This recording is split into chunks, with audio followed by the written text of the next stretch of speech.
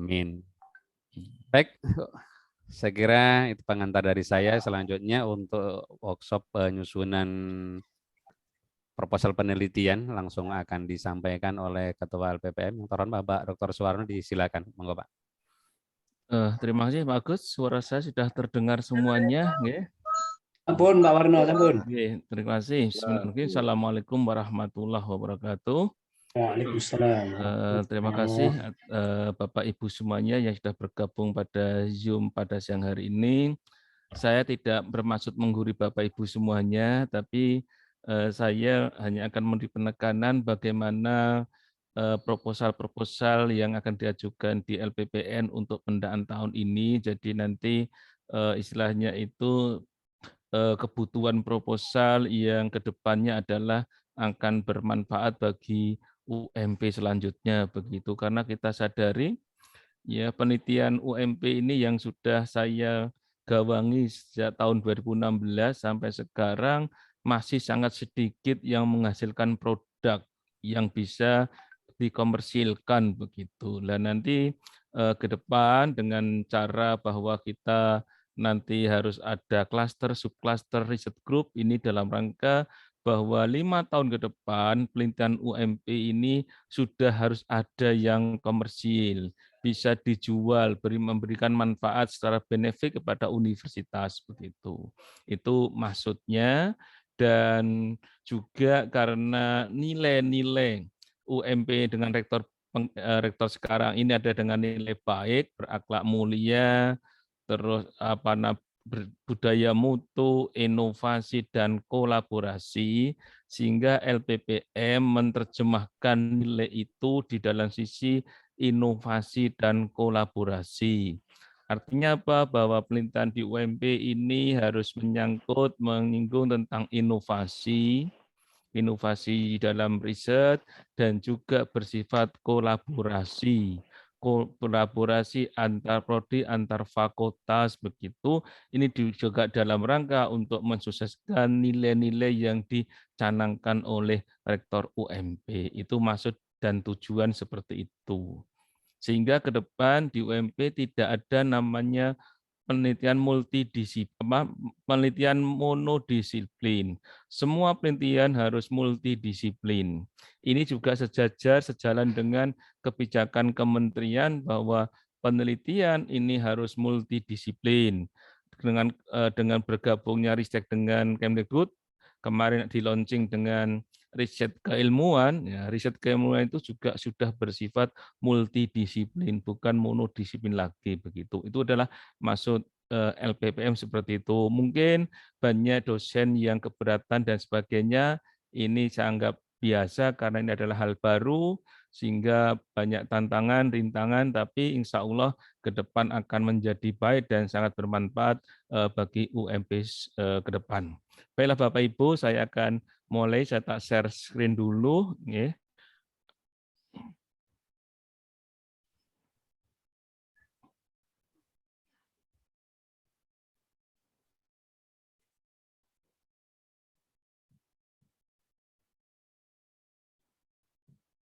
Sudah terlihat Bapak Ibu?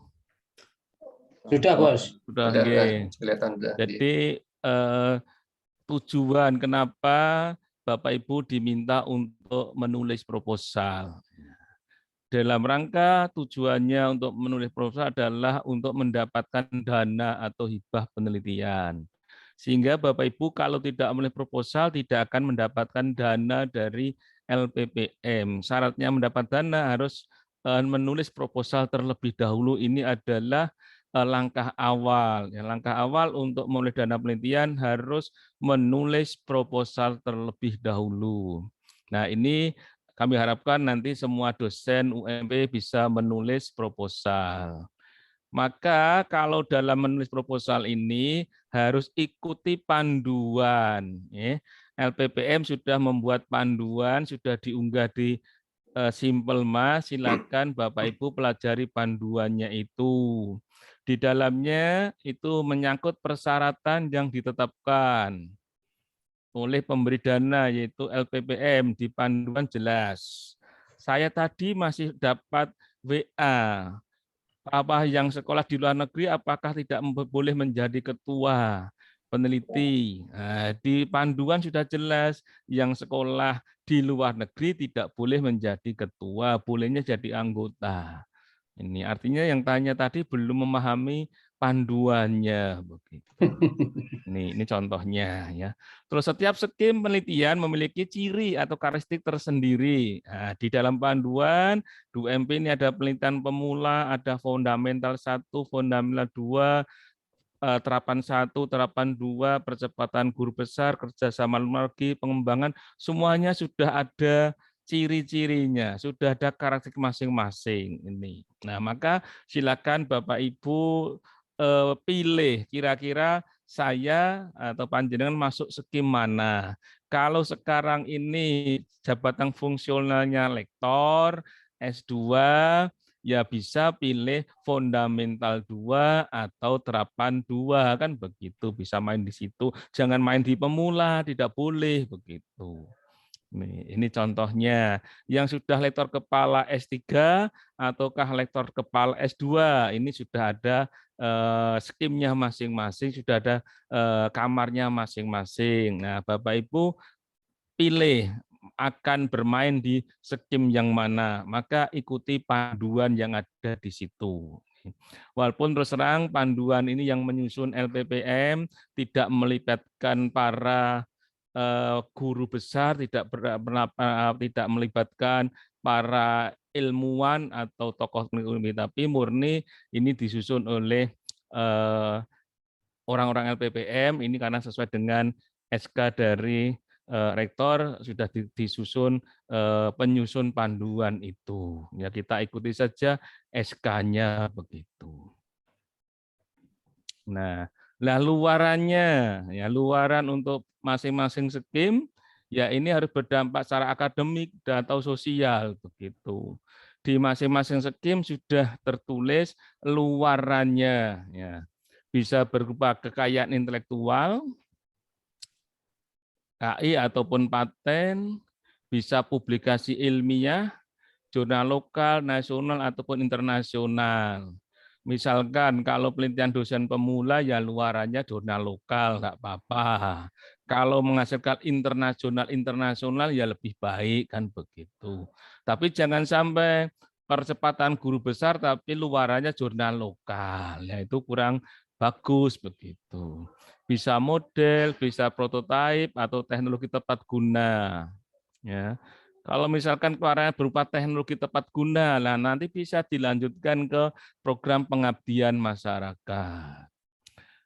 Keluaran lain bisa buku ajar, ya, atau materi ajar. Nah, ini bisa terus untuk pemberdayaan pengabdian masyarakat, terus bisa kerjasama penelitian antar perguruan tinggi. Nah, nanti untuk ke depan, misalkan sesuai dengan amanah dari Kepala LLDikti 6 Jawa Tengah, ke depan diharapkan banyak penelitian yang merupakan kerjasama antar perguruan tinggi. Begitu.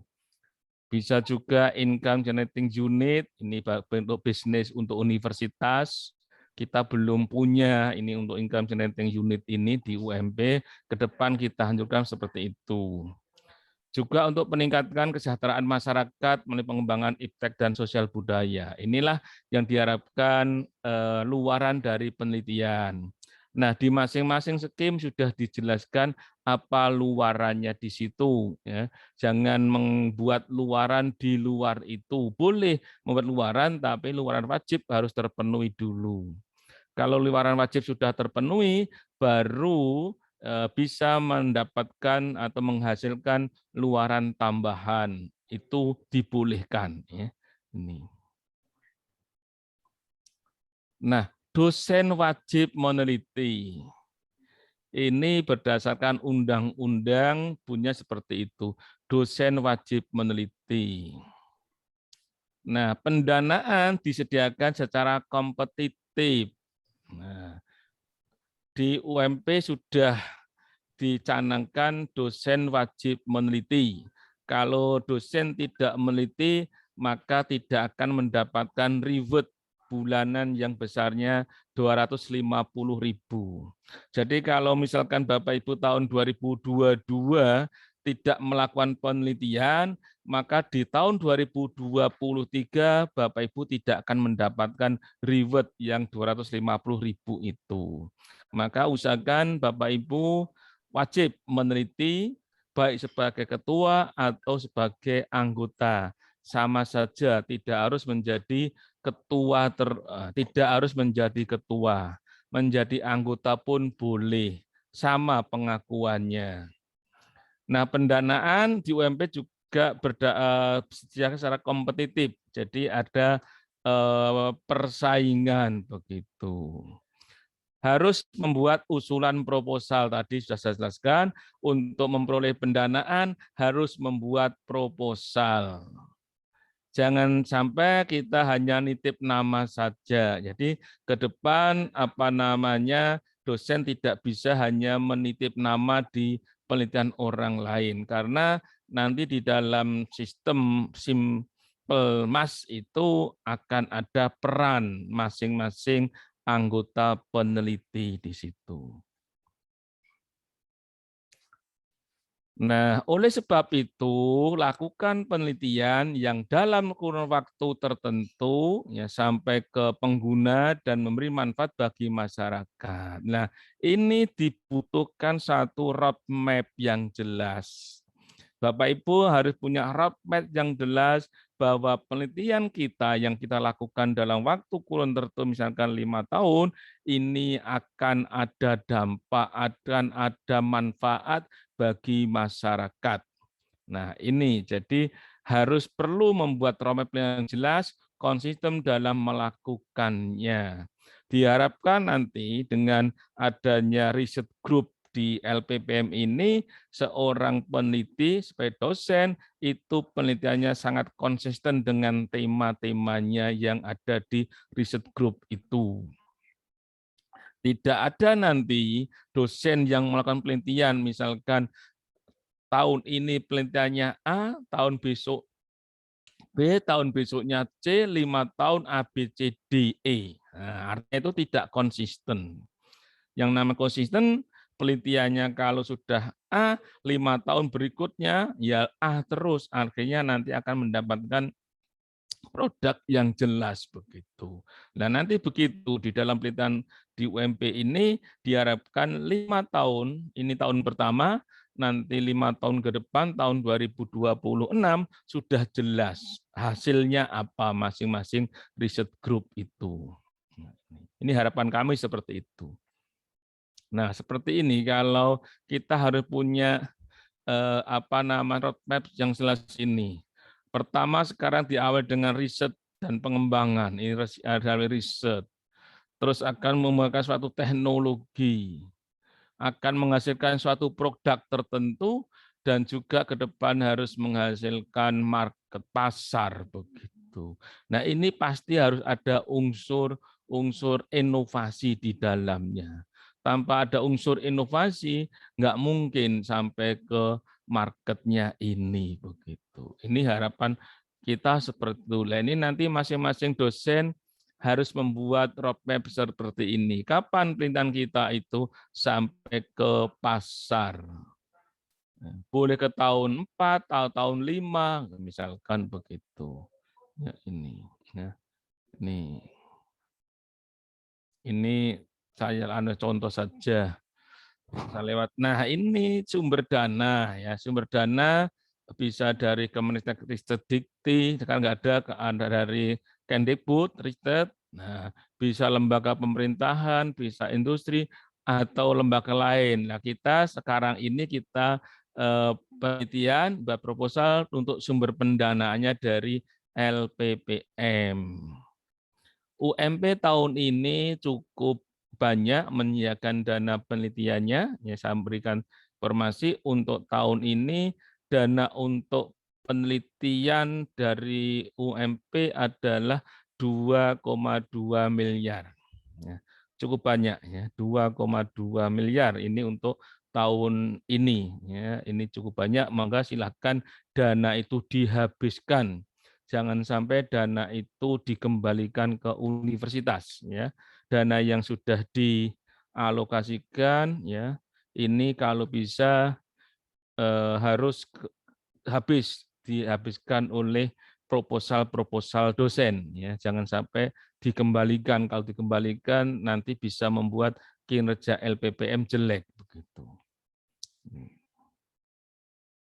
Nah, ingat, usulan proposal kita akan dinilai. Nah, ini Bapak Ibu harus paham bahwa usulan pilihan kita itu akan dinilai. Tidak hanya begitu mengusulkan langsung didanai, tidak, akan dinilai, akan direview oleh pakar-pakar yang dimiliki oleh UMP. Nah, apa yang harus dinilai? Pertama adalah administrasinya. Nah, administrasi ini yang akan dinilai salah satu adalah ketentuan pada panduan. Misalkan Bapak Ibu jabatan fungsionalnya lektor, ijazah S2, kok membuat peneliti usulan dosen pemula yang nanti akan didiskualifikasi, dan insya Allah tidak akan terjadi seperti itu. Jadi ada seleksi administrasi, terus substansi. Nah, substansi ini masing-masing skim berbeda nanti penilaiannya. Ya. Ada evaluasi proposal, ya. Ada mungkin seminar proposal nanti ke depan itu misalkan untuk penelitian pengembangan, ya ini nanti mungkin akan ada seminar proposalnya juga hubungan atau visitasi, ya dengan mitranya, ya, atau nanti untuk pengabdian masyarakat kemungkinan depan ada visitasi. Tapi untuk saat ini nanti penilaian baru berbicara pada segi administrasi dan substansi isi proposal, belum seminar maupun visitasi. Oleh karena itu, ya Bapak Ibu diminta mempersiapkan proposal dengan baik, buat proposal sebaik mungkin, baik substansinya maupun narasinya, kalimatnya dibuat yang baik. Artinya bahwa proposal ini adalah satu bentuk karya ilmiah, maka gunakan dalam penulisan proposalnya menggunakan pola kalimat ilmiah, ya, gunakan kalimat ilmiah, jangan menggunakan kalimat yang non ilmiah. Kalimat ilmiah itu pasti polanya subjek, predikat, objek, keterangan. Itulah pola kalimat ilmiah. Perhatikan substansi maupun narasi harus baik begitu. Nah, tentukan topik yang akan diteliti. Ini Bapak Ibu tentukan topik. Kalau di UMP ya tentukan temanya. Konsisten di topik tersebut. Ini kalau sudah menentukan topik, istilahnya kita harus mulai konsisten dengan topik yang dipilih. Kalau di dalam UMP ini tentukan riset grupnya dulu. Bapak Ibu akan masuk riset grup apa? Kalau sudah masuk di riset grup A, konsistenlah di riset grup A itu sampai 5 tahun. Setelah menentukan topik, kita harus pikirkan roadmap penelitiannya. Nah, ini Bapak Ibu juga harus memikirkan roadmap penelitian 5 tahun ke depan. Ya. Jadi roadmap 5 tahun ke depan akan seperti apa riset Bapak Ibu semuanya. Ini pekerjaan yang tidak mudah.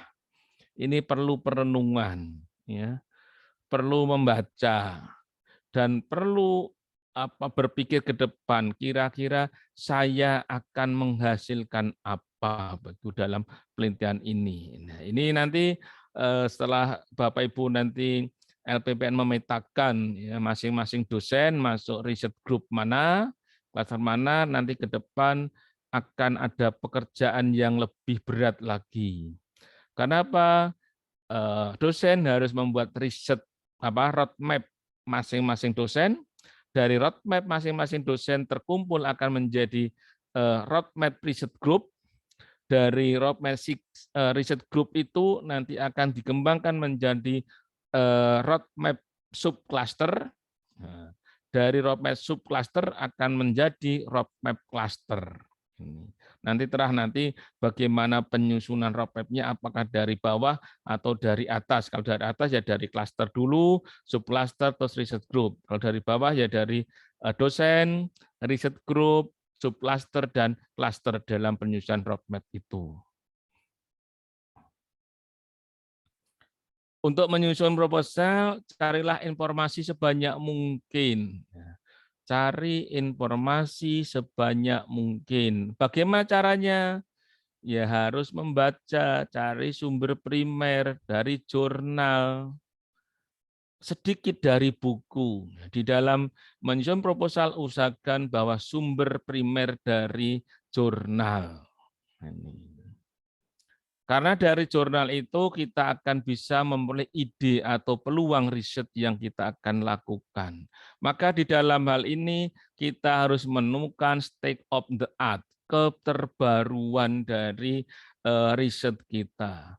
Di dalam menyusun proposal kita harus bisa menemukan atau kita harus bisa menentukan keterbaruan apa di dalam riset kita itu. Formulakan apa keterbaruan dari riset kita itu. Inilah state of the art-nya kita. Nah, dengan cara apa? Kita harus banyak membaca sumber-sumber pustaka begitu. Nah, itu tentukan juga sumber pendanaan yang mungkin kita dapat. Nah, kalau sekarang ini jelas sumbernya minimal dari LPPM, tapi bisa sumber dari yang lain. Ya, pelajari dan pahami panduan yang ada sebagai acuan dalam menulis proposal. Tadi kembali, pahami panduan penelitian maupun pengabdian masyarakat. Kami harapkan semua dosen UMP sampai hari ini sudah membaca panduan penelitian dan pengabdian masyarakat yang dikeluarkan oleh LPPM. Mudah-mudahan sudah semuanya begitu. Bagaimana membuat proposal yang baik? Tentunya di dalam membuat proposal yang baik, ini harus diawali dengan identifikasi atau perumusan masalah. Ini. Dari membaca literatur, membaca buku-buku itu atau jurnal, kita bisa mengidentifikasi atau merumuskan masalah. Masalah yang ada banyak, kompleks, tapi perlu dipilih dan dirumuskan yang baik seperti apa. Artinya apa di sini? Agar dapat merumuskan masalah seaktual mungkin dan membuat tujuan penelitian lebih jelas, perlu kajian literatur, perlu pengamatan, perlu pengalaman begitu. Ya, maka diperlukan yang namanya track record. Nah, ini ya dosen-dosen baru ya dari Bapak-bapak Ibu dosen yang baru 2-3 tahun atau setahun di UMP mulailah sekarang membangun track record. Dosen yang diperlukan adalah track record. Kenapa? Untuk pendanaan penelitian yang besar yang dari kementerian itu sangat ditentukan oleh track record pengusul.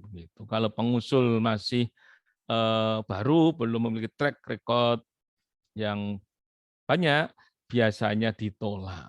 Maka dengan dana penelitian LPPN internal ini diharapkan bisa membentuk atau menghasilkan track record masing-masing dosen. Nah, masalah itu apa? Masalah adalah timbul bila ada gap antara yang seharusnya dan kenyataan yang ada. Saya jelaskan karena sudah paham semuanya. Yang penting identifikasi masalah, rumuskan permasalahan, terus buat tujuan penelitian. Nah, di dalam membuat proposal, kita harus menggunakan kode etik, aturan-aturan, atau norma-norma yang dijadikan pedoman dalam melaksanakan tugas fungsi semua orang yang terlibat dalam satu organisasi. Jadi kode etik ini sangat diharuskan. Fungsi kode etik ini adalah memelihara hati nurani, diri meneliti dan reviewer dengan berpegang pada moralitas peneliti dan reviewer. Ya.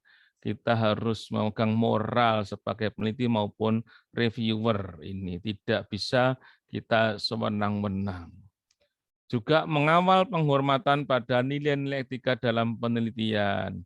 Kalau kita mengutip dari sumber, ya hormati, tulislah, hargai. Kita dengan mencantumkan sumber di dalam proposal itu artinya kita sudah menghormati orang lain. Begitu. Juga membangun iklim penelitian yang sehat, kuat, dan bermartabat. Nah, ini kita akan coba di UMP ini. Bagaimana kita bisa membangun iklim penelitian yang sehat, karena akan dilakukan kolaborasi antar prodi lain fakultas. Jangan sampai kita mengambil teman untuk menjadi anggota, tapi sama sekali tidak dilibatkan di dalam proses penelitian. Sebagai bagian sistem iptek yang menentukan kemajuan ilmu pengetahuan. Artinya apa? Bahwa penelitian kita yang kita lakukan ke depan itu harus membawa kemajuan di dalam ilmu pengetahuannya. Ya. Terus bagaimana merumuskan judul penelitian? Nah, judul penelitian dapat mengungkapkan masalah dan ruang lingkup penelitian. Nah, di dalam judul itu diharapkan dapat mengungkapkan masalah dan ruang lingkup penelitian. Terus dua, gunakan kata sedikit mungkin, jangan panjang-panjang, tetapi bisa menggambarkan isi penelitian secara utuh, jelas, menarik, spesifik, dan tidak ada tafsir lain. Tidak bombastis, tidak berbau iklan, dan bahasanya pasif. Tapi kalau saya pribadi, kalau membuat judul penelitian itu dari rumusan masalah, saya buang kata bagaimana, atau kita buang kata apa, itu sudah menjadi judul penelitian. Contohnya ini, pembuatan membran polimer elektrolit dari selulosa nanokristalin dan nanokompositnya untuk aplikasi baterai ion litium misalkan. Ini judul ini tidak panjang, hanya 2 baris sedikit. Kalau kita hitung katanya hanya 1, 2, 3, 4, 5, 6, 7, 8, 9, 10, 11, 12, 13, 14, 15. Hanya 15 kata. Karena di dalam judul yang baik itu maksimum hanya 20 kata. Tapi yang paling baik itu adalah sekitar 15 kata. Itu judul yang baik di situ. Usahakan Bapak Ibu membuat judul yang kira-kira hanya 15 kata saja. Hindari plagiarisme. Plagiasi hindari. Ini karena plagiasi itu termasuk kejahatan ilmiah. Hindari itu. Kalau kita mengambil gagasan, mengambil kata-kata tertulis dari seorang, itu cantumkan sumbernya. Jangan sampai kita tidak mencantumkan sumbernya. Karena kalau kita mencantum sumbernya itu, maka kita menganggap bahwa pendapat orang lain itu sebagai bagian dari keilmuan yang kita ambil di situ.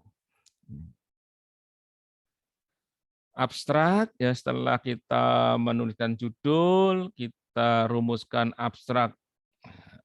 Abstrak singkat, tidak lebih dari 2/3 halaman, antara 300 sampai 500 kata. Abstraknya itu berisi tujuan, metode untuk mencapai tujuan, hasil yang diharapkan atau output, dan tindak lanjut. Artinya sebenarnya Orang kalau membaca abstrak yang kita buat, kalau abstraknya baik, maka orang itu sudah bisa membaca, bisa mengetahui seluruh isi dari proposal itu sebenarnya. Itu kalau abstrak yang baik, harus bisa menggambarkan keseluruhan isi dari proposal. Setelah menulis abstrak, bagaimana menulis pendahuluan? Nah, di dalam pendahuluan itu apa yang harus diisikan? Alur pikir, pemilihan topik, dan area riset yang akan dilakukan. Ya, topiknya, terus ruang lingkup risetnya. Nih. Permasalahan yang akan diteliti. Di dalam pendahuluan harus sudah menyangkut permasalahan, bukan rumusan masalah, tapi permasalahan yang akan diteliti. Terus juga harus mencakup landasan riset, baik yang telah dilakukan sendiri ataupun orang lain. Minimal di dalam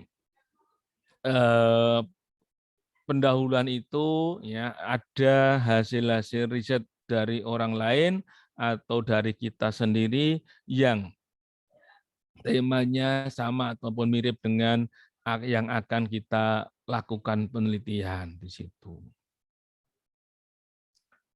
Setelah itu masalah. Nah, penelitian bertujuan untuk menyelesaikan atau mencarikan jalan keluar jawaban terhadap suatu masalah. Artinya bahwa penelitian kita itu tujuannya adalah untuk menyelesaikan suatu masalah yang ada. Sebelum melakukan penelitian, kemukakan dulu permasalahan yang memerlukan jawaban atau memperbuktikan hipotesisnya. Setelah menetapkan masalah dan yakin masalah tersebut penting untuk diteliti, maka rumuskan. Artinya dalam pendahuluan itu harus ada ungkapan bahwa penelitian yang akan kita teliti itu banyak manfaatnya, bermanfaat untuk pengembangan ilmu pengetahuan ataupun untuk masyarakat. Gitu. Setelah itu tinjuan pustaka. Kita wajib membuat di bab 2 itu tinjuan pustaka. Tinjuan dan ulasan singkat dan jelas tentang pustaka yang menimbulkan atau mendukung penelitian yang akan dilakukan. Bukan potong dan tempel. Jadi dalam membuat tinjuan pustaka kita tidak dianjurkan cut and paste. Jadi jangan potong tempel atau clipping, tapi kita harus meramu sendiri dari pustaka itu menjadi kalimat kita, parafrase. Ya, kita diharapkan bisa membuat parafrase itu. Ya. Sudah pendahuluan bisa untuk studi pendahuluan, hasil yang telah dicapai, gunakan pustaka aktual dari jurnal ini. Jadi, dan tinjauan pustaka, gunakan pustaka aktual dari jurnal, minimal 10 tahun terakhir. Tidak mengutip dari buku teks, hindari mengutip dari buku teks. Atau tidak mengutip dari kutipan, cari sumber aslinya.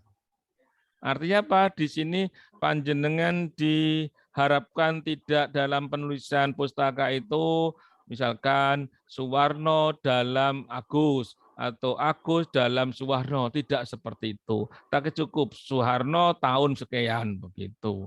Dan munculkan stake of the art-nya di situ. Ini. Tujuan dan metode harus jelas sehingga dapat dipahami bahwa metode yang dipilih dapat memecahkan masalah yang ada. Sarana ada.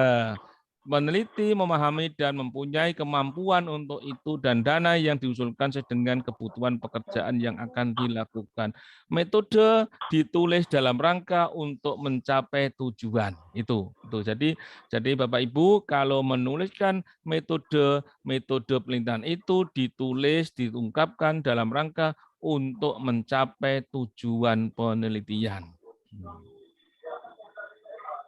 Di dalam metode itu harus memuat alur penelitian, kejelasan tahap penelitian, luaran tiap tahap, metode ilmiahnya, terus misalkan metode kuantitatif ataupun kualitatif. Ini harus jelas di situ. Ini Bapak Ibu sudah saya kira sudah tahu semuanya. Usulan biaya penelitian sesuaikan dengan skim yang ada di panduan. Penelitian pemula maksimum 4 juta, yang 4 juta jangan buat 5 juta. Nanti akan dilihat oleh sistem. Juga di usulan sesuaikan kebutuhan yang tergambar dalam metode penelitian. Membuat usulan pendanaan atau rincian anggaran harus tergambar di dalam metode penelitian. Kalau di metode penelitian itu tidak ada survei, ya jangan menganggarkan survei. Kalau dana penelitian itu cukup Anda 3 juta, ya buat anggaran 3 juta, jangan 4 juta begitu. Ini. Data pendukung, tulis data riwayat hidup. Ini rincian penggunaan anggaran, dokumen lain yang misalnya diminta oleh panduan begitu. Ini. Referensi, tulis harus tercantum dalam konten proposal. Yang harus ditulis di dalam referensi adalah yang betul-betul dikutip di dalam proposal. Kalau tidak dikutip, jangan ditulis di daftar referensi. Referensi harus up to date, kecuali referensi itu sangat fundamental, misalkan. Cara penulisan sesuai dengan panduan, mengutip minimal 5 artikel, misalkan. Ya, kalau di dalam UMP belum dibatasi. Referensi harus ada dalam badan teks dan kutipan dalam badan teks ada dalam referensi. Jangan sampai di dalam badan proposal ada tulisan referensi tapi di referensi tidak ada. Itu bisa dimaklumi, tapi yang paling parah di dalam badan proposal diisi proposal tidak ada namanya kutipan Suwarno, tapi di referensi muncul Suwarno, itu namanya ngawur begitu. Kalau yang di dalam badan proposal ada Suwarno, tapi di referensi tidak muncul Suwarno, itu mungkin keterlupaan saja, misalkan begitu. Gunakan referensi terkini dan dari jurnal-jurnal ternama, mungkin bisa terindeks Scopus, yang IF-nya tinggi, tergradasi nasional, masuk Sinta misalkan. Ini caranya sudah saya dirada, lanjut saja. Lampiran biodata, 5 tahun terakhir, misalnya ada peta, foto, lokasi, dan sebagainya, itu juga alat yang menunjang proposal. Lihat, ini harus outputnya jelas, ongkar dan sebagainya. Ini tadi sudah saya jelaskan. Mungkin itu saja yang bisa saya sampaikan, nanti bisa dilanjut dengan berdiskusi. Waktu saya kembalikan ke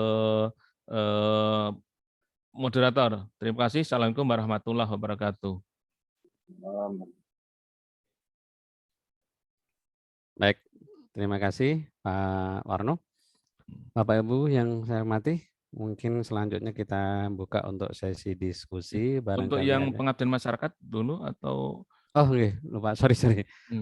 Berikutnya kita masuk ke penyampaian tentang bagaimana penyusunan proposal untuk skema pengabdian masyarakat. Pak Suryo sudah bergabung? Sudah tadi. Sudah Pak. Ya, Pak. Oke, baik. Terima kasih untuk workshop penyusunan proposal pengabdian pada masyarakat akan disampaikan oleh Bapak Suryo PhD. Monggo, waktu disilakan Pak Suryo. Bismillahirrahmanirrahim. Assalamualaikum warahmatullahi wabarakatuh. Waalaikumsalam warahmatullahi wabarakatuh. Ya, ini sharing saja ya Bapak Ibu. Tadi Pak aku minta saya sharing saja, dan sharingnya ini untuk yang dana internal. Ya, dana internal insya Allah mengingatkan saja ya. Ya, saya izin share panduannya mawon ya Bapak Ibu. Panduan ya, panduan 2000 sampai 2024 ini. Ya, ini masih berlaku ya Pak Agus ya. Belum ada revisi ya Pak Agus. Untuk panduan sudah ada yang baru Bapak. Sudah ada yang baru Pak? Oke, di Simple Mas sudah kami share. 2021 khusus ada. Oh, oke. Bisa di-share ke saya Pak? Oke, tak kirim Nah, dengan saya ya. barusan yang ini adanya Pak. Oke. Berarti belum di-upload ya? Sudah di Simple Mas. Oh, yang di Simple Mas. Iya. Saya di Litmas memang. Oh iya, sekarang sudah Simple Mas migrasi. ya. Oh, udah Simple migrasi. Mas. Oke. Boyongan kemarin, Pak. Nggak boyongan. Di simbol emas di bagian Depan, biasanya, Pak. nggih, setelah kita ada masuk di sana. Di dashboard ya. Di dashboard-nya. Sudah ketemu, Pak? Panduan pengabdian. Oh, jadi satu ya, Pak? Ya, di Panduan Pengabdian Perencanaan jadi satu, 2021, nggih. Jadi satu ini. Sekarang udah jadi satu. Oke ya. Soalnya apa? Oke, ini saya download dulu aja, Pak, ya. Oke, pilih download. Tapi intinya masih sama ya, Pak? Kurang lebih masih sama. Belum banyak perubahan biasanya. Belum. Ya, yang terpenting kan teman-teman diberikan rambu-rambu terkait dengan analisis situasi itu bagaimana. Karena kemarin hasil reviewnya kan begitu ya Pak Suryo, banyak yang nggak ngepas. Oke. Ini ada nih panduannya, sudah ada Bapak Ibu, bisa di-download. Covernya bagus ini Bapak Ibu. Ya. Gedung kita. Satu ya Pak. Ini ya. Ini sudah gabung. Yang pengabdian halaman 26, Pak. 26. Oke. Kode 26. Terus, nah ini ya. 26, tapi itu fundamental. Oh, beda halaman. Halaman di sininya. Halaman halaman ketikan, bukan halaman apa ya, bukan halaman filenya ya. Nah ini ya. Oke. Bismillahirrahmanirrahim, Bapak Ibu. Untuk pengabdian, apalagi pengabdian yang dari UMP ini masih 3 skim ya, masih sama. Sebenarnya ini kita diberi kesempatan oleh UMP, oleh LPPM, asal kita mau mengabdi ya, mengabdi benar-benar mengabdi ya. Dalam artian karena dananya juga kan belum besar. Jadi kalau tidak ada niatan mengabdi ini yang akhirnya tidak muncul semangat Bapak Ibu. Jadi harus memang diawali dengan memang ini ya pengabdian, karena itu diamanatkan untuk pengabdian ya. Tapi yang kedepannya kayaknya pengabdian jadi penting ya Pak Agus ya. Iya. Pak Agus yang kayaknya yang untuk Java-nya juga kayaknya nilainya sudah mulai mau dinaikkan ya Pak Agus ya. Kemarin sempat ada wacana mau dirubah yang materi kemarin itu. Ini untuk jabatan, karena kalau yang sekarang kan masih minimal ada, nah itu yang kadang membuat pengabdiannya menjadi kurang. Sangat minim. Tapi ini minimal 1 ya, minimal 1. Nah, jadi kalau ada pengabdiannya dosen ya di sini Bapak Ibu. Jadi kalau ada niatan mau mengabdi ya, mengabdi itu ya mencari pahala lah ya intinya. Tapi yang saintis dari keilmuan ya disinilah kita letaknya. Jadi kalau menurut saya kalau yang sudah dicanangkan oleh LPPM, yang penting ada niat, insya Allah bisa ya. Karena saya lihat sering malah dananya turah-turah ya Pak Agus ya. Sampai 3 kali dibuka, Masya Allah. Betul. Ya ini yang perlu ini kan apakah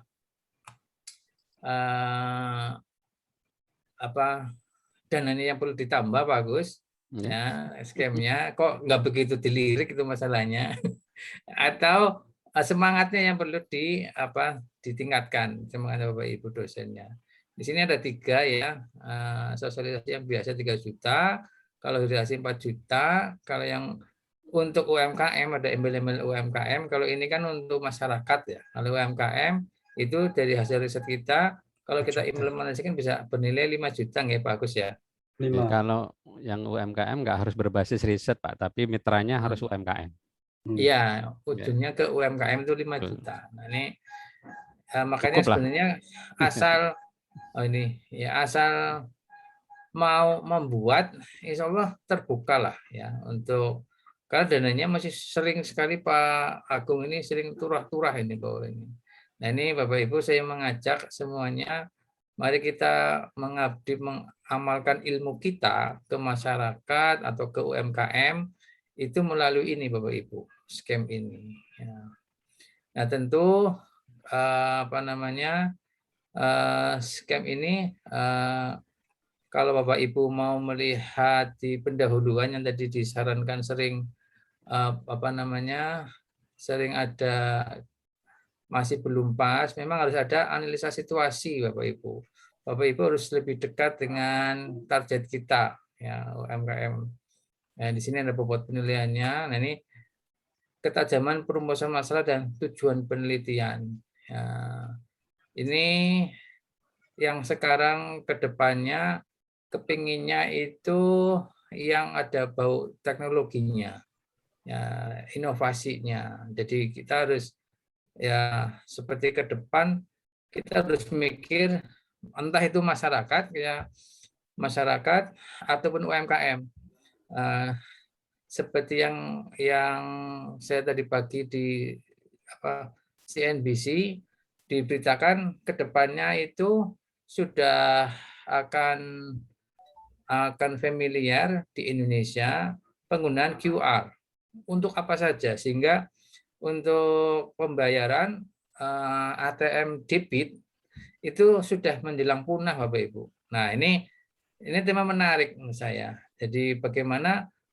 masyarakat kesiapan masyarakat itu saya kira kalau masyarakat yang belum familiar dengan QR tahu nggak Bapak Ibu ya, yang kotakan itu yang dulu kan barcode besar. Kalau QR yang kotakan, yang kalau kita bayar dipakai ShopeePay Gojek itu bisa di-scan dengan HP kita. Quick response ya Bapak Ibu namanya itu. Itu evolusi dari barcode nanti kembali ke QR. Nah, sekarang dari QR nantinya akan menjadi sarana pembayaran. Yang itu tentu itu menarik sekali. Yang kedepannya akan ATM kita sudah nggak begitu akan punah ke depannya. Cuman kapan? Nah itu menarik untuk Bapak Ibu kalau mau kaji, untuk UMKM bisa, untuk masyarakat bisa, dan sebagainya. Nah seperti itu yang saya contohkan yang ini ya, yang belum kejadian tapi sudah mau kejadian. Sehingga kemudian kalau dilihat masalahnya itu masalahnya yang unik Bapak Ibu, yang itu jadi problem di masyarakat atau di UMKM itu benar-benar problem. Jadi bukan di rekayasa. Nah, untuk bisa menemukan problem, memang kita harus dekat dengan mereka, cari tahu benar-benar akar masalahnya, baru ini nemu. Nah, namun kita harus punya cantolan teman kita, ya seperti yang saya dengan Pak Hamka ya, dengan orang yang IT. Makanya orang IT itu strategis ke depan. Ya, yang bisa tadi bisa robot, nah itu bisa bagus banget. Robot bisa penggunaannya di macam-macam. Di kita sudah untuk pemadam kebakaran. Kalau zaman COVID, robot pengganti pelayan hotel sehingga tidak terbahaya dengan COVID-nya. Dan seperti itu Bapak Ibu. Atau robot untuk pengganti nurse ya di rumah sakit yang membahayakan itu kalau dengan robot kan robot nggak kena penyakit. Nah, jadi masalah-masalah seperti itu yang Bapak Ibu harus, kalau Bapak Ibu jalan-jalan, saya masih ingat dari Pak Sayono Hanadi itu kalimatnya, jangan hanya melihat fenomena, tapi apa kekurangan masyarakat kita yang teknologinya yang bisa kita sentuh. Nah, itu sambil jalan-jalan kita nanti akan bisa melihat Bapak Ibu. Nah, jadi itu kalau kita sudah bisa, apalagi yang itu masalahnya nasional itu akan disukai. Kalau itu nasional berarti wilayahnya dikti. Kalau yang untuk LPPM yang masih wilayah LPPM saja nanti masih banyak ya Bapak Ibu. Dan pesannya yang saya juga appreciate ya untuk kita itu yang sekarang masih sudah boleh tidak harus Muhammadiyah ya Pak Agus. Masih Pak, masih untuk Masih, ketentuan ya yang itu lain. bagus. Ya karena kalau nggak kita siapa gitu kan, yang mau menguripi teman-teman UMKM atau masyarakat Muhammadiyah ya. Dan itu lebih enak Bapak Ibu kalau sesama satu sinyal sama-sama Muhammadiyah itu ngobrolnya kan jadi trust-nya tinggi, lancar, enak. Dan ya kita saling ini. Nanti kalau sudah gede lah mungkin baru beralih ke masyarakat yang lebih luas. Saya kira itu sebagai artinya kalau Bapak Ibu mau saja, insya Allah LPPM untuk skim pendanaan pengabdian itu masih banyak ya.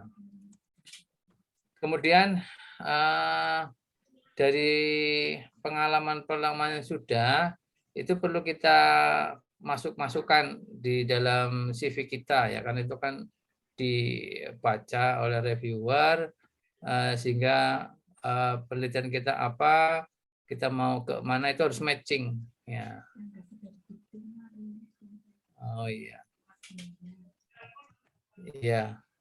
Kayak yang kemarin contoh yang dari Dikti, ini bukan dari Dikti.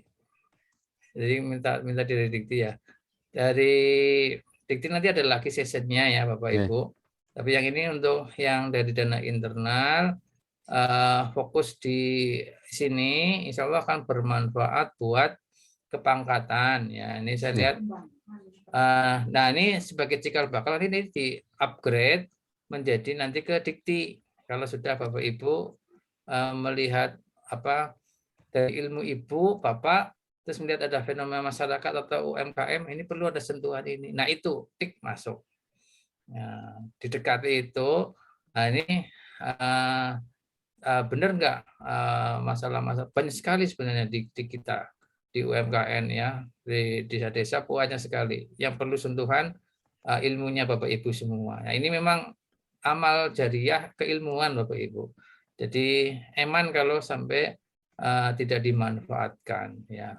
Daripada kita nggak didanai, kita sendiri kan ini ada didanai kan bagus ya. Jadi bisa lebih terasa untuk masyarakatnya maupun kitanya juga senang kalau masyarakat senang. Jadi Kak, itu saja dari saya Pak Agus. Mungkin bisa dilanjut dengan diskusi. Baik, terima kasih Pak Suryo, Bapak Ibu yang saya hormati.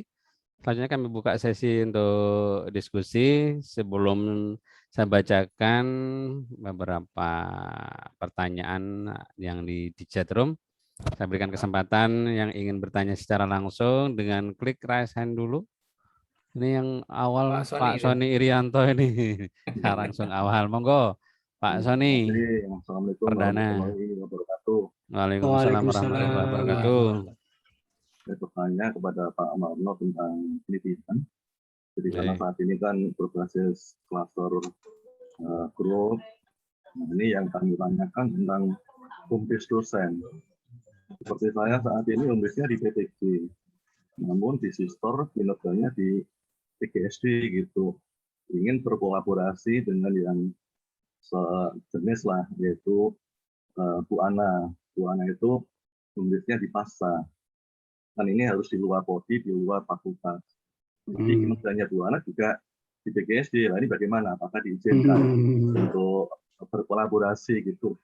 Yang pertama, yang kedua tentang tadi penelitiannya, roadmap-nya selama 5 tahun. Apakah selama 5 tahun itu Bu Ana berdoa terus atau bagaimana? Ya, termasuk tidak untuk penelitian. Apakah juga harus multidisiplin atau masih seperti yang semua? Terima kasih. Baik, terima kasih Pak Sony.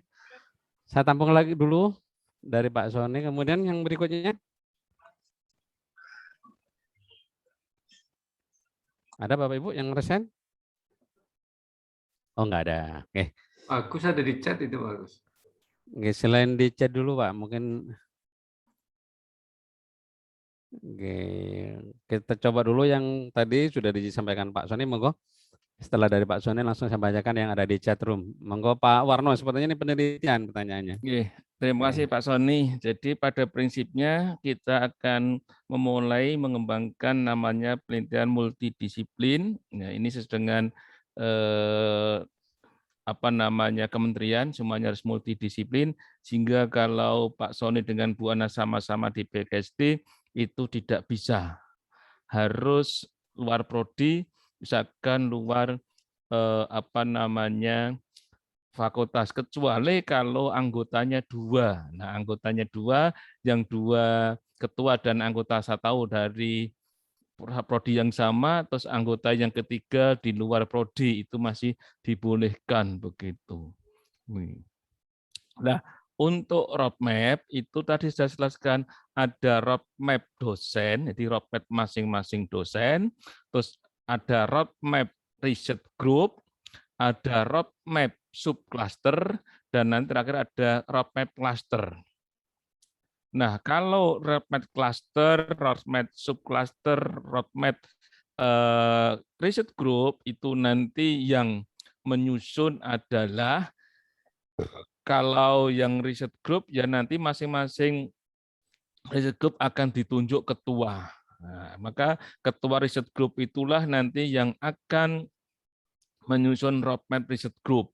Tentunya juga berdasarkan atau mempertimbangkan anggota-anggotanya. Nah, besok ke depan itu yang menentukan proposal itu didanai dan tidak, nanti bukan LPPM lagi. Besok yang ke depan itu yang memberi rekomendasi didanai adalah ketua-ketua riset group. Jadi ketua-ketua riset group itu juga nanti akan berperan sebagai yang reviewer dan juga sebagai penentu proposal didanai atau tidak, begitu ke depan seperti itu. Maka ini kan baru langkah awal. Nah, nanti ke depan seperti itu, sehingga nanti masing-masing dosen selama 5 tahun itu roadmap-nya bukan yang menghasilkan apa, tapi yang menghasilkan produk itu adalah dari roadmap riset group. Nah, jadi roadmap riset group misalkan dalam riset group itu ada 10 orang. Nah, dari 10 orang ini selama 5 tahun akan menghasilkan produk apa begitu. Tidak semua dosen harus menghasilkan produk, tapi masing-masing riset group lah yang akan menghasilkan produk itu. Nah, itu kan Pak Sony, jadi gambar seperti itu. Saya tanggapi ya Pak, mohon maaf ya tentang monggo Pak Sony. Bu Ana itu kan posisinya di pasar, jelas. Kemudian saya di kalau PDG itu di PTG, tapi di sister itu ya, itu di PGSD gitu. FKIP lah Bapak lah. FKIP ya, FKIP Bu Ana di Pasca kan sudah fakultas. Jadi lintas fakultas sudah dipenuhi gitu Pak. Lintas prodi sudah dipenuhi. Ya, ini bagaimana Pak? Kalau lintas fakultas sudah dipenuhi ya tidak masalah. Iya. Jadi nanti seandainya Bu Ana ketua kan yang mengesahkan adalah direktur pasca. Gitu. Iya, ya. yang menyetujui secara disiplin adalah direktur pasca. Iya, ya, oke. Berarti jelas ya, bawah. Ya, kita teruskan. Gitu. Terus kemudian tadi yang pengabdian, sedikit maaf. Ini juga hampir sama seperti riset group multidisiplin atau bagaimana? Minta kejelasan tentang pengabdian, Pak. Monggo Pak Agung. Pak Agung. Ya. Kalau konten nanti dengan Pak Suryo, kalau urusan administrasi dengan Pak Agung, monggo Pak Agung. Karena di panduan itu isinya harus multidisiplin gitu, Pak. Yeah. Baik, baik Pak Sony, terima kasih pertanyaannya. Terima kasih Pak Suryo yang sudah memberikan wawasan dan inspirasi untuk teman-teman. Sebetulnya kontennya harus ke dikti ya Pak Suryo, kan kapabilitasnya sudah ke sana ya, tapi tidak apa-apa. Saya kira untuk hari ini juga banyak menginspirasi teman-teman. Baik Pak Sony, kenapa yang pengabdian juga multidisiplin gitu ya? Memang kita dari LPPM menghendaki untuk penelitian pengabdian seperti itu. Nah, oleh karena itu dalam kerangka membuat proposal ke depan diharapkan penyelesaiannya lebih komprehensif. Jadi bukan hanya dari satu sisi saja. Seringkali kita kan berkumpul di antara teman seprodi gitu ya, yang dekat dari Jawil, ayo dengan saya. Nah, ke depan kita arahnya adalah sebuah problem di masyarakat itu kita tinjau dari berbagai sisi sehingga proses penyelesaiannya adalah secara multidisiplin tadi. Ini pentingnya saya kira. Tetapi dalam fakultas itu kan juga ada beberapa prodi. yang berbeda. Nah, itu juga masih dimungkinkan. Tempo hari Pak Warno menyampaikan begitu. Jadi kalau di ekonomi ya, antara manajemen dengan akuntansi meskipun sangat berhimpitan begitu, tapi paling tidak tinjauannya akan berbeda. Nah, syukur-syukur yang lebih jauh dari itu, ya. Kemarin saya dengan Pak Warno juga datang ke mana Pak Warno, ke Purbalingga itu. Ya kita ada permasalahan terkait dengan petani peternak itu merasakan kambingnya gudigen, ya. Ya, Pak Warno sebagai bagian orang geografi tentu tidak berkapasitas di situ, maka kita undang dari Pak Cahyono, Dr. Cahyono. Nah, ini saya kira sinergi dengan apa yang dihadapi oleh kita di masyarakat dengan kapabilitas kita dari beberapa prodi untuk saling mengisi, dan tidak selalu prosesnya oleh kita langsung, tapi bisa menjadi narasumber kita datangkan dan seterusnya. Ini tapi dalam proposal memang harus ada komposisi yang berbeda begitu. Saya kira gitu Pak Stoning ya. Ya, terima Ada kasih. Pak Warno mungkin menambahkan Pak Warno. Cukup Pak. Oke. Baik, terima kasih pertanyaan Pak Sony, terima kasih Pak Warno, Pak Agung. Baik, kita masuk ke pertanyaan yang ada di chatroom. Ada beberapa pertanyaan. Yang pertama ini dari Elektro UMP, berarti dosen-dosen elektro ini, nggak tahu mulai dari kaprodinya sampai ke stafnya. Izin bertanya, mengingat sumber dana yang relatif terbatas, bolehkah membuat penelitian yang seolah-olah seperti multi-years? Nah, ini bahasa seolah-olah saya juga bingung juga.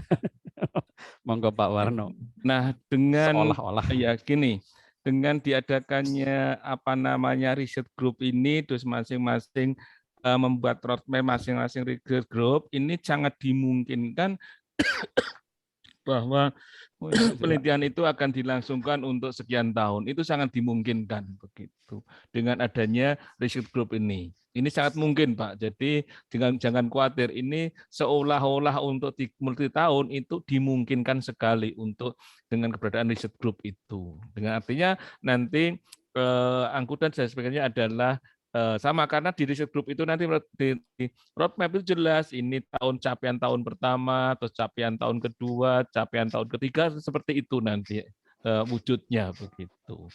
Itu Pak. Jadi karena di UMP belum membuat multi years, maka dengan riset group ini nanti penelitian itu bisa mendasarkan pada capaian tahun pertama, tahun kedua, tahun ketiga, dan sampai tahun kelima seperti itu Pak Agus. Terima kasih. Baik, terima kasih Pak Warno. Jadi multisesnya itu berdasarkan roadmap yang dibuat nanti. Oke. Baik, berikutnya dari Pak Furkon. Assalamualaikum. Untuk riset grup ketua dan anggota, apakah harus sama walaupun dari fakultas yang berbeda? Nah, ini sudah dijelaskan kemarin saya kira ya. Iya. Oke, jadi kita lewatin saja. Kemudian dari Ibu Vinka. Ini untuk anggota dari institusi lain, saya kira di panduan juga sudah jelas bahwa anggota itu adalah dosen tetap UMP. Nah, berikutnya dari Pak Arief Mulyanto, apakah boleh membuat riset grup baru jika bidang penelitian kita berbeda dengan grup yang sudah ada? Dan bagaimana caranya mengajukan riset grup baru? Terima kasih. Nah, Pak Warno lagi nih, monggo Pak Warno. Nah, gini, pada prinsipnya fakultas dosen itu sudah diberi kesempatan 2 bulan yang lalu sebenarnya untuk mengusulkan riset grup yang baru karena belum tertampung. Oleh karena itu, usulan Bapak Ibu untuk riset grup yang baru ini akan diakomodasi untuk tahun kedua. Ini karena untuk tahun pertama ini kita LPPN baru memetakan dulu, nanti dari riset grup yang ada, mungkin ada yang masih kosong, nggak ada pesertanya, terus ada dosen yang belum bisa masuk, itu akan diwadahi untuk revisi di tahun kedua begitu. Kalau tahun sekarang sudah telat Pak Arief begitu. Baik, terima kasih Pak Warno. Pertanyaan di chatroom sudah selesai. Barangkali masih ada yang mau bertanya secara langsung. Pak Tono Suwartono itu.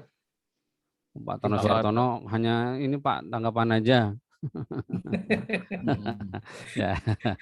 Enggak, saya mau nanggapi sedikit Pak ya. Oke, monggo Pak Suryo. Pak Tono Suwartono, jangan khawatir Pak, untuk prestisnya tidak tinggi.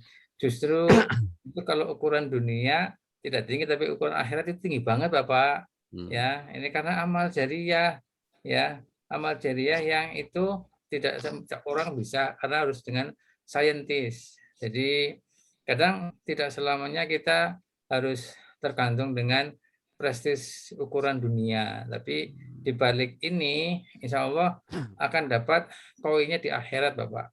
Jadi jangan khawatir, ini saya kira cara lain masuk surga melalui pengabdian yang di UMP ini. Karena dengan ada ilmunya, ada timnya, dan juga kedepannya kayaknya akan menjadi penting untuk Jafung, ya, walaupun masih proses ya Pak Agus ya. Ya. Ini kalau ada siap-siap, saya kira ini jangan. Nah, kalau mau yang agak tinggi, ikutnya yang di dikti Bapak, ya, ada skemnya sendiri, ada. Jadi agak lumayan tinggi di dikti. Gitu. Jadi tetap semangat Bapak. Saya kira itu aja. Oh, Pak Suryo semangat banget karena setiap kali saya ikut pengabdian masyarakat kok. Itu ceritanya kalau dilihat akhirnya Pak Suryo di penghujungnya itu ada WK. Saya itu hanya sebatas tertawa-tawa saja karena tadi Pak Suryo sempat bertanya-tanya kan dalam presentasinya tadi, yaitu bagaimana ini mau ditingkatkan kah gitu. Itu kan baru salah satu Pak, baru salah satu saja. Makanya di situ ada istilah selain ini ya, gitu ya. Jadi bukan makanya tadi sempat tidak saya bacakan karena saya paham betul ini bukan Pak Suartono tapi hanya tulisannya aja. Basa-basi. Bahkan kalau Pak Suartono itu pengabdian masyarakat tapi nggak minta biaya itu ke LPPM. Terima kasih Pak Tono. Punya pengabdian tapi nggak minta ke LPPM katanya kalau minta ke LPPM malu katanya. Pakai dana sendiri, ini luar biasa ini. Kayaknya banyak yang nggak minta ke UMP itu karena banyak pakai biaya sendiri apa ya Pak? Oh iya. Kaya-kaya sih. Sudah dapat share-dos gitu. Baik, tadi ada Bu Duma apa ya? Sempat raise hand. Iya, Bu Duma raise hand ya tadi. Ya, masih Bu Duma gambarnya medeni loh. Jenggotan Bu Duma. Jangan gitu lah Pak, aku pinjem HP satu lagi. Luar biasa ini. Oh, saya pikir itu dosen baru tadi, dosen baru namanya Dumasari. Kaget ini jenggotan kok Dumasari. Saya pikir namanya Dumasari baru. Ini dia pakai HP cadangan karena ada 2 rapat di fakultas dengan ini. Agus juga sama kayaknya ya. Kalau sudah selesai pinjam Bu. LPPM lah, nggak apa-apa. Monggo Bu Duna. Saya mulai Pak. Assalamualaikum. Salam. Baru sekarang salamnya. Oke, Pak Warno, appreciate untuk LPPM ya. Jadi satu mungkin yang harus kita perhatikan ya dengan pengalaman di Dikti selama ini, karena ini internal ya, tapi mungkin awal untuk nanti lebih berkembang lagi. Jika kita tetap untuk konsisten dengan antar grup peneliti multidisiplin, maka suatu ketika nanti mungkin kita akan dihadapkan pada masalah saat penelitian kita itu bertema ke fundamental riset atau penelitian dasar. Jadi mungkin ini tidak tahun ini kali, tahun depan jadi bahan pertimbangan bagi teman-teman di LPPM untuk memperhitungkan keberadaan dari pengembangan ilmu dasar seperti biologi murni, kimia ataupun matematika murni, maka mereka tidak membutuhkan sebenarnya rekan dari disiplin lain karena untuk pengembangan ilmu murni. Jadi dibutuhkan adalah monodisiplin untuk itu.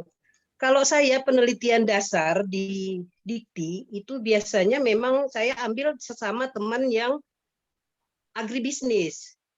Nah, tapi kalau terapan baru saya pakai yang dari teknologi, yang dari kemasyarakatan, yang dari ekonomi. Nah, untuk pengabdian ini selama saya jadi reviewer pengabdian, memang diwajibkan. Jadi salah satu evaluasi poin untuk menilai proposal administrasi di depan itu di awal sebelum kita masuk ke materinya adalah apakah di proposal itu ada tim pengabdi yang multidisiplin. Nah, kalau tidak ada, misalnya dari keperawatan semua, langsung proposal itu nggak dinilai lagi, langsung di out. Nah, jadi untuk pengabdian itu wajib memang, tapi untuk penelitian dasar itu yang diharapkan adalah monodisiplin. Sedangkan yang terapan itu yang memang butuh multidisiplin itu. Tapi untuk sekarang tidak apa-apa, bagus LPPM sudah membentuk grup riset yang mudah-mudahan nanti berkembang. Hanya satu yang perlu untuk kita perhatikan bersama saat membuat roadmap penelitian. Nah, kita hindari agar roadmap penelitiannya si A, si B, dan si C yang dalam satu kelompok riset, kelompok peneliti, jangan sama. Karena kalau sama nanti dibilang autoplagiarism atau plagiat. Nah, tetap harus ada bedanya roadmap itu. Mungkin kalau peta penelitiannya, payungnya itu sama, tapi ke bawahnya itu kita harus punya masing-masing track record yang beda satu individu dengan individu lainnya.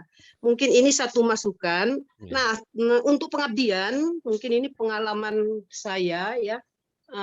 Untuk pengabdian itu teman-teman yang dari bahasa, yang dari apalagi psikologi mungkin itu kebingungan cari tema.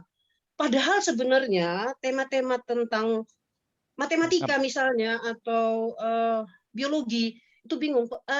Tema-tema yang berkaitan dengan peningkatan minat transfer teknologi metode belajar A untuk peningkatan minat belajar matematika siswa SD secara kreatif dan inovatif dengan adopsi teknologi yang tadi dikatakan Pak Suryo, mungkin ada teknologi untuk belajar online itu gitu loh. Nah, itu bisa. Kemudian masalah penanganan kasus gugat cerai selama pandemi, apa yang dilakukan secara psikologis untuk itu? Pendekatan apa? Nah, itu bisa di pengabdian itu sangat diharapkan. Mencegah anak-anak broken home. Nah, itu kecanduan narkoba. Bagaimana caranya yang harus dilakukan untuk mengurangi korban kecanduan narkoba? Itu ditunggu sekali itu.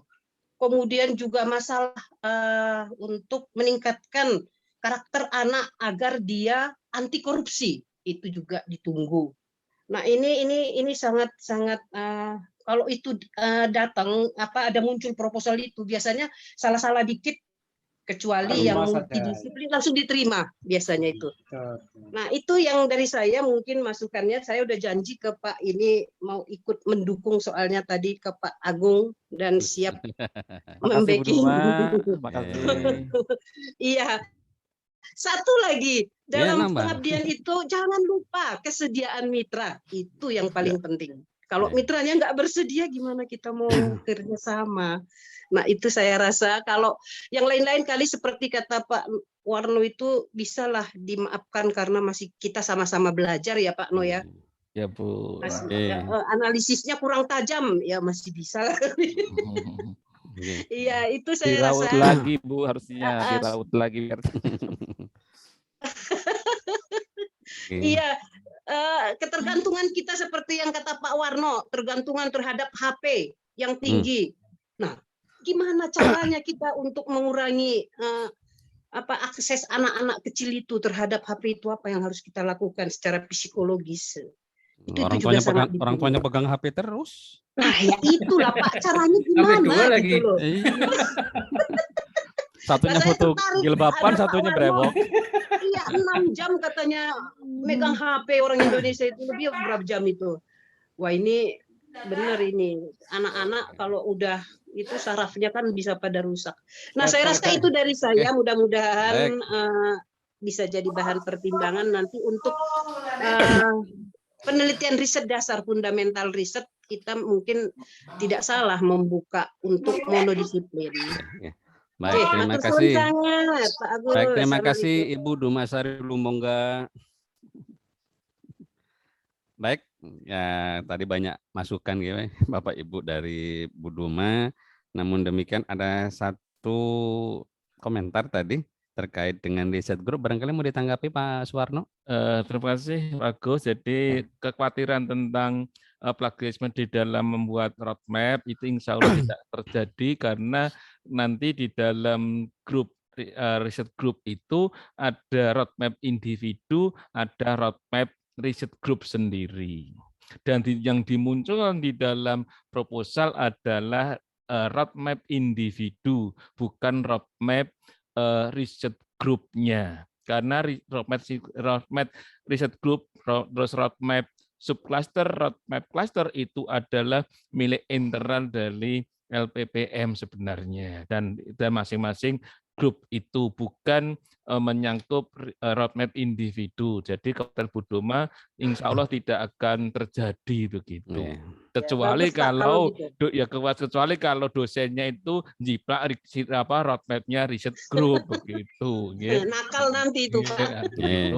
Terus tentang kekhawatiran untuk riset dasar dengan tidak monodisiplin, sebenarnya LPPM juga sudah mewadai untuk pengembangan itu. Jadi nanti adalah untuk di dasar bisa diwadai dengan kerjasama luar negeri. Karena penelitian kerjasama luar negeri itu sifatnya sebenarnya adalah monodisiplin, bukan multidisiplin. Itu karena harus mencangkup dengan tema yang ditawarkan oleh mitra di luar negeri. Dan juga untuk yang pengembangan ilmu adalah bisa diwadai dengan penelitian percepatan guru besar. Penelitian percepatan guru besar sifatnya juga monodisiplin, bukan multidisiplin. Itu Bu Doma, jadi sebenarnya sudah ada tempatnya yang mau pengembangan ilmu. Bisa di riset luar negeri, bisa di percepatan guru besar di situ. Baik. Bagi yang muda-muda nggak boleh ya Pak ya? Ya, belum saatnya untuk mengembangkan itu Bu. Guru cilik ya, belum gaduh. Dokter, ya belum. Kalau nggak ilmu kan minimal dokter kan. Belum sampai gini ya Pak. Baik, terima kasih Pak Warno, terima kasih Bu Doma, Pak Suryo, Pak Agung. Bapak Ibu, kami perlu mengingatkan kembali bahwa untuk tahun anggaran 2021-2022 ini, khusus untuk skema pengabdian pada masyarakat, kita akan mengadakan seleksi cukup 1 kali. Nah, jadi kalau tahun yang lalu 2 gelombang ya, kecuali kemungkinan misalnya nanti keterserapannya rendah, kami mungkin akan membuka atau perpanjangan waktu pendaftaran segala macamnya. Tapi pada prinsipnya hanya 1 proses pengusulan dan tidak ada gelombang berikutnya. Nah, kemudian yang terkait dengan hutang piutang Bapak Ibu, ini bukan persoalan tanggungan yang kemudian diblokir, dan barangkali ada yang terblokir itu merasa nggak penting lah, sisa dananya sekian.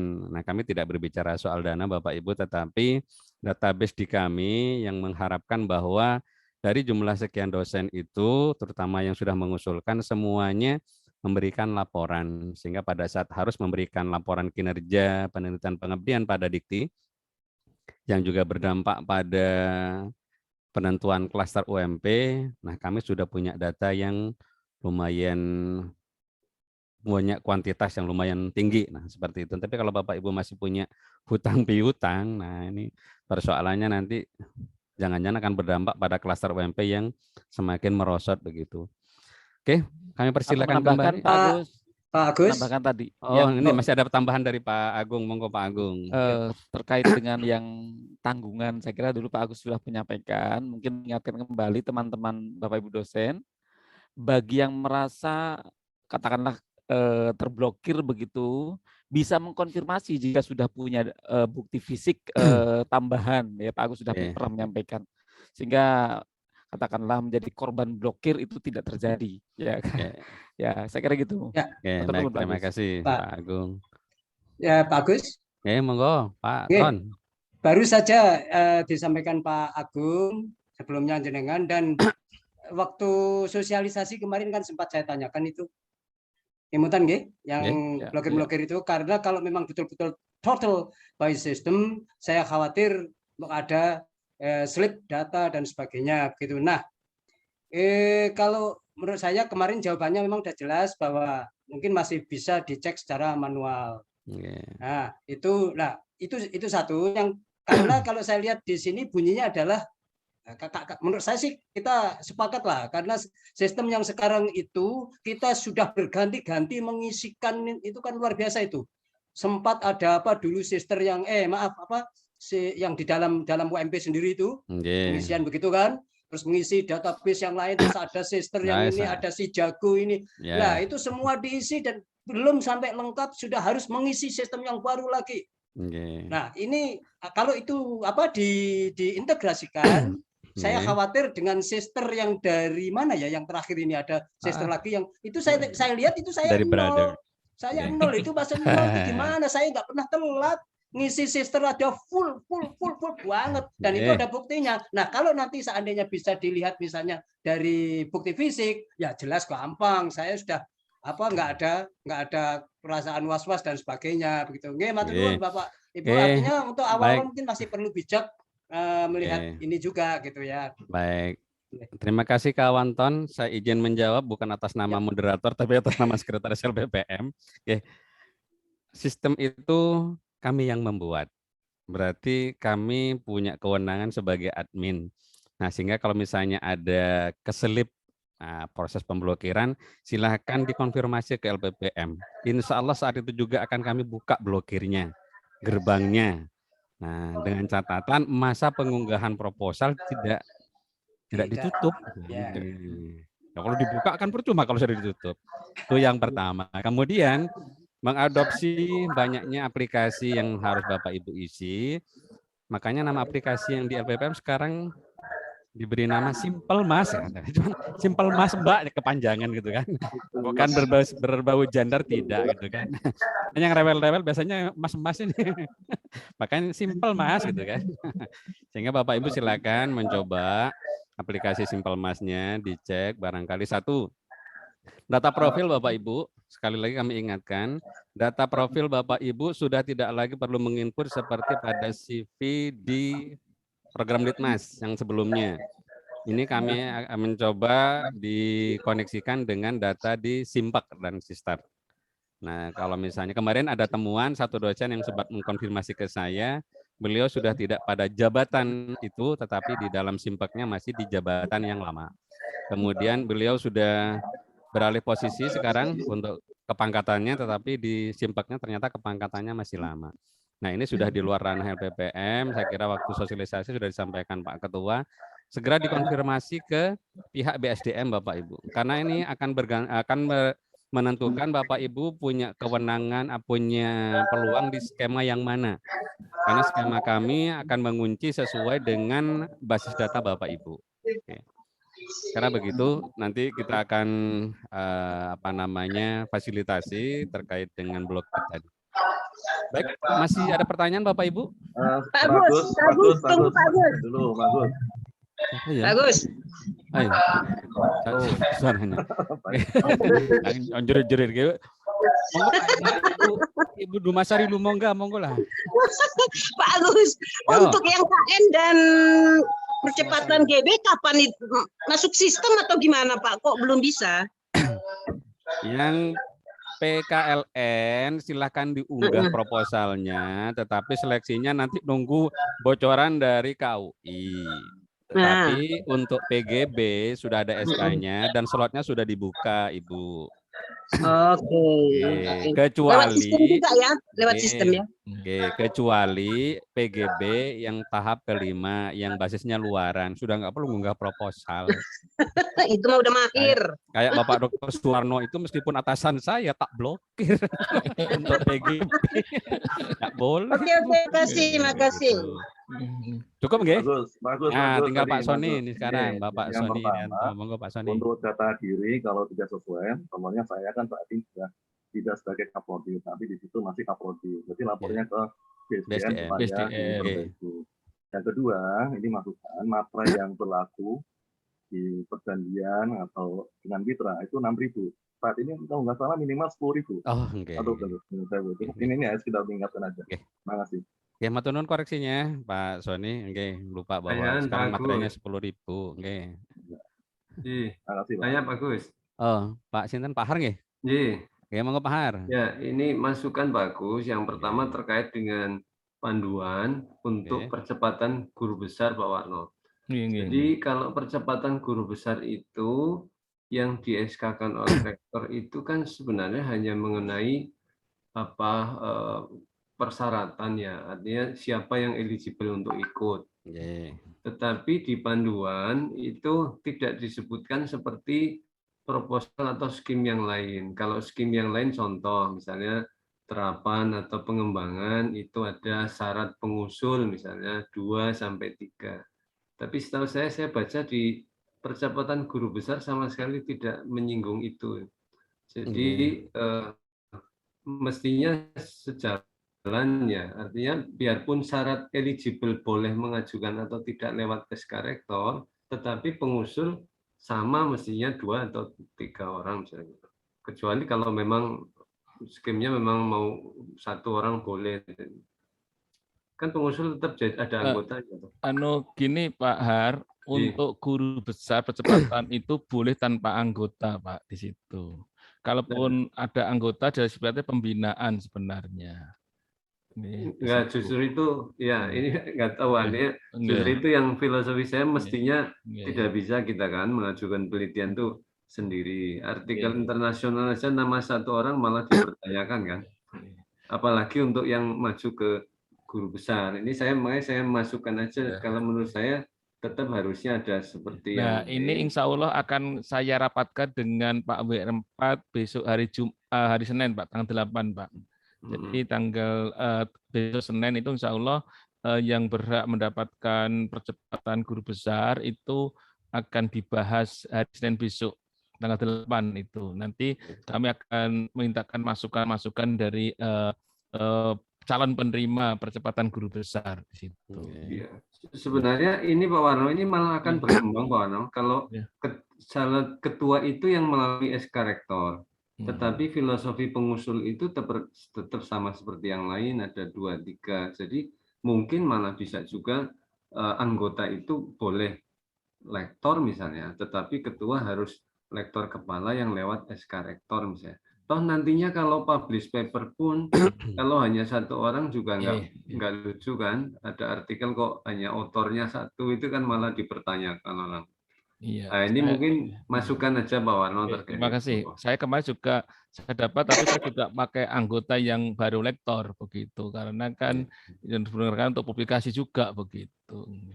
Tapi juga ada yang usulan sendiri begitu. Kemarin kan dibebaskan lah. Nanti kemungkinan dengan usulan itu nanti akan kita mintakan pendapat dari Pak WR4 karena percepatan guru besar kan itu kan tanggung jawab Pak WR4 bukan LPPM sebenarnya. LPPM itu hanya lewatnya saja begitu. Termasuk pendanaan pun tidak boleh masuk LPPM begitu. Terus kaitannya yang luar negeri Pak Warno. Yang luar negeri itu kalau timnya dari KUI inisiasinya berarti kalau yang ini belum bisa diinikan ya karena belum ada istilahnya yang untuk kolaboratif. Nah, sosialisasi kemarin saya sempat menanyakan itu Pak. Untuk luar negeri, panjenengan bisa mengusulkan juga nanti mitra luar negerinya siapa, nanti bila ditindaklanjuti oleh KUI begitu, Pak, bisa seperti itu. Kan sulit Pak, kalau yang dulu kan kita yang kan masih jalan tuh ya sudah proses ya, karena sudah ada inisiasi sana. Kalau tiba-tiba hanya mengusulkan tanpa itu atau apa kemungkinan nanti bisa misalnya akan beda-beda. Misalnya saya ngajuk misalnya ada kolaboratif riset dengan Filipina, si Pak Wartono dengan Brunei, ini dengan Malaysia, apa kan diakomodasi seperti itu atau tetap seperti yang KUI kemarin sana? Ya itu nanti kita usulkan ke KUI Pak. Jadi bagaimana misalnya dengan yang Filipina, bagaimana nanti KUI itu bisa membuat MOU dengan sana begitu Pak. Ya sebenarnya kita sementara ini suruh ngajukan dulu begitu. Izin menambahkan Pak Warno. Monggo. Jadi begini Pak Ar, kasus-kasus yang kemarin itu seringkali permintaan proposal berkaitan dengan kerjasama luar negeri itu mendadak Pak. Sementara beberapa teman yang kita harapkan bisa menyusun proposal itu disibukkan dengan kegiatan penelitian hibah yang dia terima. Nah, untuk tahun ini LPPM memang mencoba menginisiasi bagaimana proposal PKRN itu kita ambil seawal mungkin meskipun belum punya mitra. Nah, tadi sudah disampaikan oleh Pak Warno, satu, kemungkinan ada dari mitra yang sudah ada, temanya sudah ditentukan, nah barangkali dari proposal yang masuk itu bisa kita ambil. Atau kemungkinan yang kedua, ada mitra yang diusulkan oleh teman-teman dosen, nanti kita sampaikan ke KUI.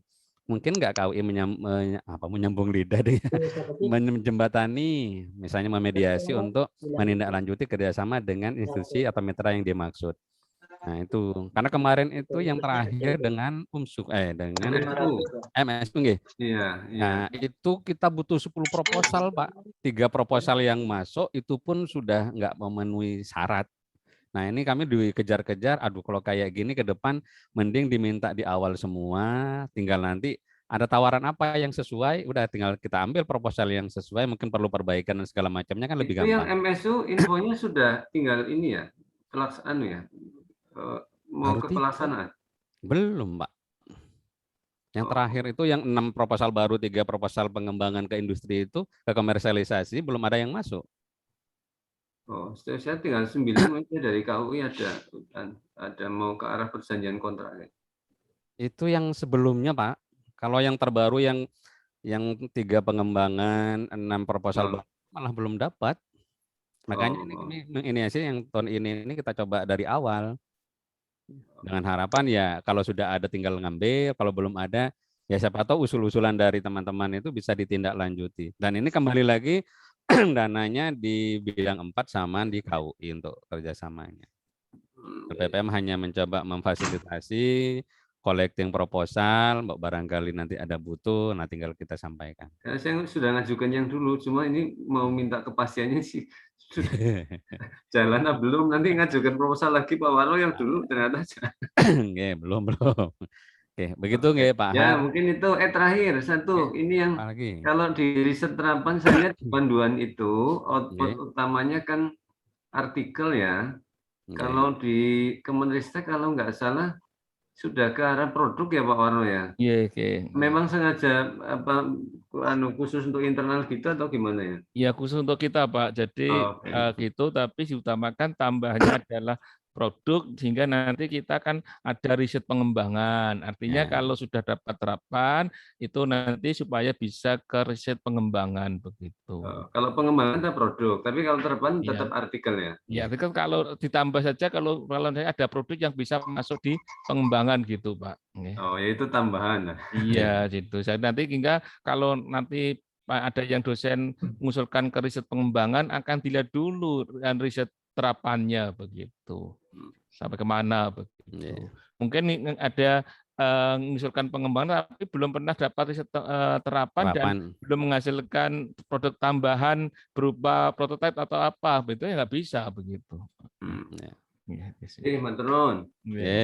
Lumayan Pak Har kalau pengembangan. Saya tambahin Pak Har, kenapa yang riset kerjasama luar negeri itu bisa mengambil skim yang lain? Karena kan yang riset luar negeri kan masih syaratnya itu masih tentatif, belum tentu gitu. Maka bisa mengambil dana yang lain. Kalau yang percepatan guru besar sudah tidak bisa ngambil lagi karena sifatnya pasti untuk guru besar di situ. Iya itu pasti. Enggak. Saya usul Pak Warno minimal 2-3 sama dengan yang lain. Oh ditambahin. Oke, matur nuwun Pak Har. Ini tadi ada Pak Mahrus ya, yang resen dan garuk-garuk. Monggo. Dibuat proposal Pak. Monggo lah. Siap-siap ambil proposal. Di buku panduan itu untuk penelitian fundamental itu keterangannya cuman di cover bawah Pak, halaman 18 itu. Poin 3 itu kan sampul muka proposal warna ungu, tapi kurung bukanya itu terapan Pak tulisannya. Oh. Nanti ininya beda, maksudnya ini terapan apa-apa kayak gitu. Sementara di atas kan sudah ada terapan yang di halaman 17 Pak. Oke, jadi mungkin kalau memang ini biar tidak membingungkan ya Pak, ini biar memudahkan termasuk saya nanti. Terima kasih Pak. Kukur itu ya. Terima kasih Pak. Koreksi aja. Karena kan untuk memudahkan mungkin administrasi. Ya Pak, begitu Pak. Kiai. Matur nuwun. Wah, luar biasa sudah menyiapkan cover. Mantap.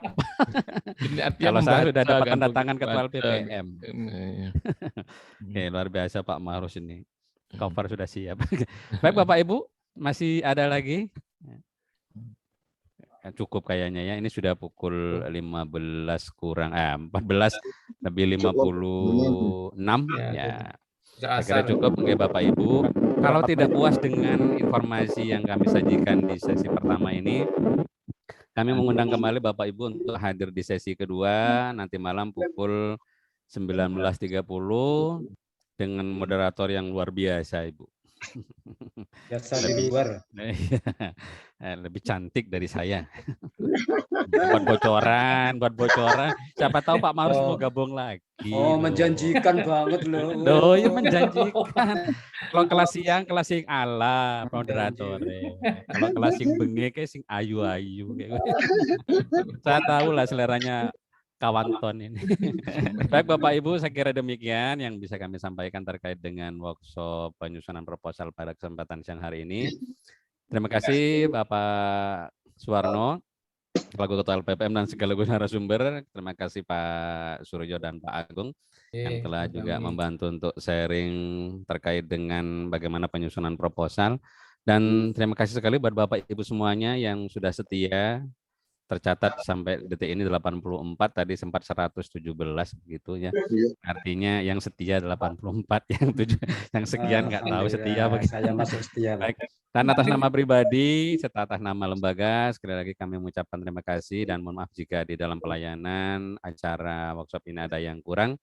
Mohon dimaafkan yang sebesar-besarnya. Mari kita akhiri dengan melafalkan hamdalah bersama. Oke, buat Bapak Ibu yang dalam perjalanan, hati-hati, teriring doa mudah-mudahan selamat sampai tujuan. Karena saya tadi melihat ada video Bapak Ibu yang dalam perjalanan di mobil. Terima kasih, sekian dari saya. Wassalamualaikum warahmatullahi wabarakatuh. Waalaikumsalam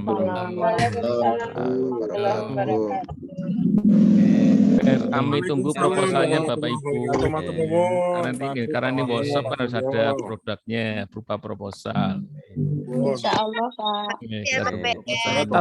Sekedarnya Ibu Bapak sekedar sekalian. bocoran Bapak Ibu, ini nanti khusus untuk dosen semuanya. Insya Allah akan ada klinik proposal. Nah, bagi Bapak Ibu yang menghendaki mengikuti klinik, insya Allah akan kami fasilitasi.